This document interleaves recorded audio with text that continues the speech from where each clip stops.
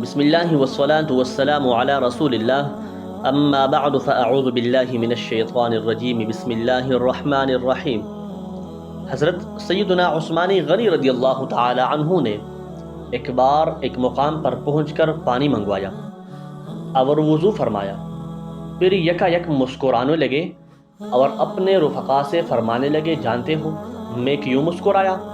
پھر اس سوال کا خود ہی جواب دیتے ہوئے فرمایا، ایک بار سرکاری مدینہ صلی اللہ علیہ وسلم نے اسی جگہ پر وضو فرمایا تھا اور بعد فراغت وضو مسکرانے لگے تھے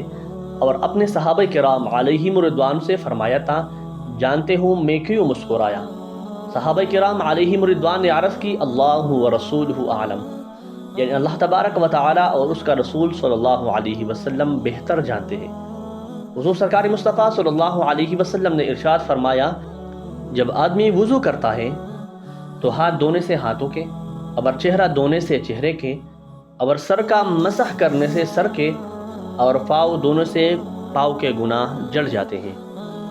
محترم سامعین، جیسے کہ آپ نے سن لیا کہ صحابہ کرام علیہم رضوان سرکاری مدینہ صلی اللہ علیہ وسلم کی ہر ادا اور ہر سنت کو دیوانوار اپناتے تھے۔ نیز اس روایت سے گناہ دھونے کا نسخہ بھی معلوم ہو گیا کہ وضو کرنے سے گناہ جڑ جاتے ہیں۔ الحمدللہ عز و جل، وضو میں کلی کرنے سے منہ کے، ناک میں پانی ڈال کر صاف کرنے سے ناک کے، چہرہ دھونے سے پلکوں سمیت سارے چہرے کے، ہاتھ دھونے سے ہاتھ کے ساتھ ساتھ ناخنوں کے نیچے کے، سر کا مسح کرنے سے سر کے ساتھ ساتھ کانوں کے، اور پاؤں دھونے سے پاؤں کے ساتھ ساتھ پاؤں کے ناخنوں کے نیچے کے گناہ بھی جڑ جاتے ہیں۔ اللہ تبارک و تعالی ہم سب کو نبی کریم صلی اللہ علیہ وسلم کے سنتوں پر پورا عمل کرنے کی توفیق عطا فرمائے، آمین۔